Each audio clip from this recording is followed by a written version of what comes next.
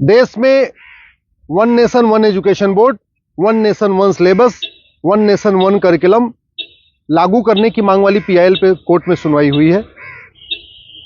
हमने ये मांग किया है कि राइट टू एजुकेशन एक्ट को बदल के राइट टू इक्वल एजुकेशन बनाया जाए और पूरे देश में सिलेबस कॉमन किया जाए।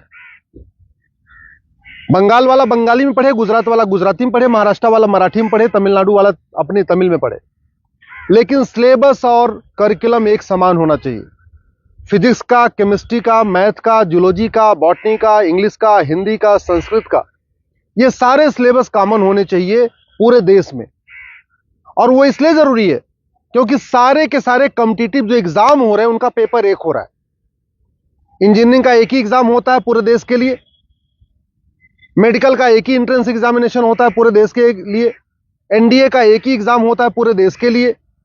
इसी तरीके से आईएएस का जो पेपर होता है वो सबके लिए कॉमन होता है, पीसीएस का पेपर सबके लिए कॉमन होता है, बैंक का पेपर सबके लिए कॉमन होता है, रेलवे का पेपर सबके लिए कॉमन होता है। और अब तो यूनिवर्सिटी में एडमिशन के लिए कॉमन जो सीयूईटी हो रहा है वो भी सबके लिए एक पेपर कॉमन है। अब जब एंट्रेंस एग्जामिनेशन का पेपर एक है तो फिर अलग अलग सिलेबस क्यों पढ़ाया जा रहा है? सीबीएसई कुछ अलग पढ़ा रहा है, आईसीएसई कुछ अलग पढ़ा रहा है, यूपी बोर्ड अलग पढ़ा रहा है, बिहार बोर्ड अलग पढ़ा रहा है, बंगाल बोर्ड अलग पढ़ा रहा है। और सारी पढ़ाई करने के बाद जब बच्चा जाएगा एग्जाम देने, उसके लिए सबके लिए एक पेपर होगा। अगर पेपर सीबीएसई के पैटर्न पे सेट होता है तो बाकी स्टेट बोर्ड वालों को इक्वल अपॉर्चुनिटी नहीं मिलती। अगर जो एंट्रेंस एग्जामिनेशन का पेपर है इंजीनियरिंग का, मेडिकल का, एनडीए का, बैंक का, रेलवे का, अगर वो आईसीएसई बोर्ड के पैटर्न पे होता है तो सीबीएसई बोर्ड वालों को और बाकी स्टेट बोर्ड वालों को फिर इक्वल अपॉर्चुनिटी नहीं मिलती। राइट टू एजुकेशन हमारा फंडामेंटल राइट है, इसलिए हमने कोर्ट से ये कहा है कि आप केंद्र सरकार को निर्देश दीजिए, एनसीईआरटी को कहिए एक कॉमन सिलेबस, कॉमन करिकुलम तैयार करे।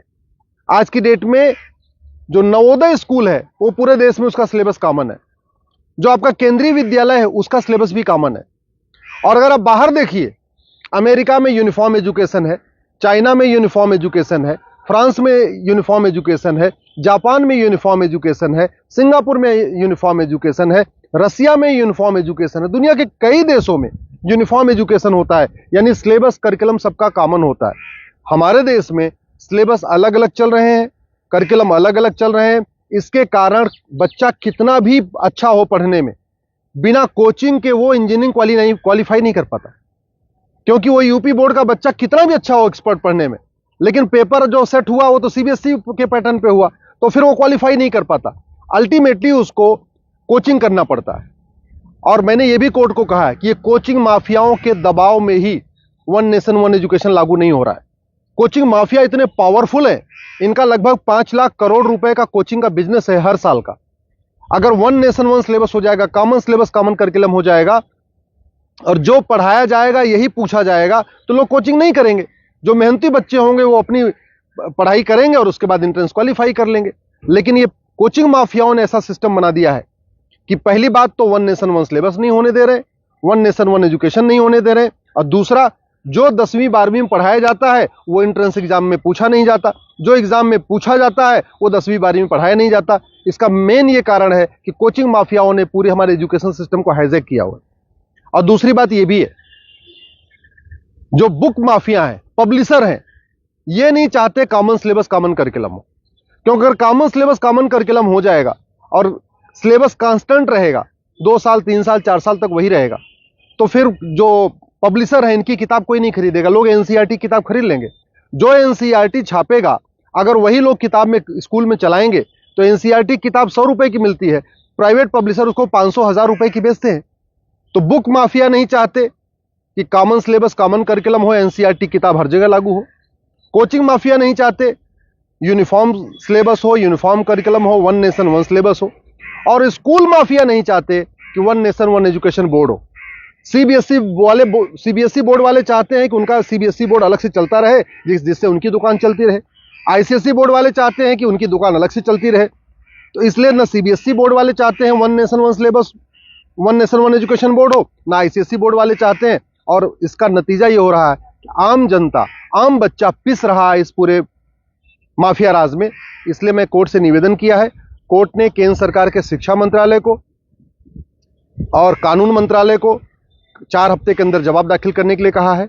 एनसीईआरटी, सीबीएसई बोर्ड और आईसीएसई बोर्ड को बोला है 4 हफ्ते के अंदर जवाब दाखिल करिए। दिल्ली सरकार को भी बोला है कि आप भी अपना स्टैंड क्लियर करिए, आप क्या चाहते हैं, आप one nation one syllabus, one nation one curriculum चाहते हैं या नहीं चाहते, आप one nation one education board चाहते नहीं चाहते। और 4 हफ्ते के बाद जवाब आ जाएगा, फिर 11 दिसंबर को इसकी अगली सुनवाई होगी। मैं आप लोगों से निवेदन करता हूं, इस वीडियो को जन जन पहुंचाइए, इस वीडियो को घर घर पहुंचाइए। कॉमन सिलेबस होगा, कॉमन करिकुलम होगा तो सबको इक्वल अपॉर्चुनिटी मिलेगी।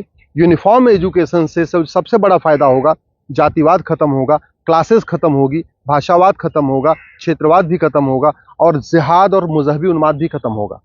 यूनिफॉर्म सिलेबस होगा, मंत्री और संतरी के बच्चे की एक किताब होगी। यूनिफॉर्म सिलेबस का मतलब यह हुआ कि शिक्षक का बेटा और शिक्षा मंत्री का बेटा एक ही किताब पढ़ेगा। यूनिफॉर्म सिलेबस का मतलब क्लर्क का बेटा और कमिश्नर का बेटे की किताब एक होगी। यूनिफॉर्म सिलेबस का मतलब मजदूर के बेटे की किताब और मालिक के बेटे की किताब एक होगी।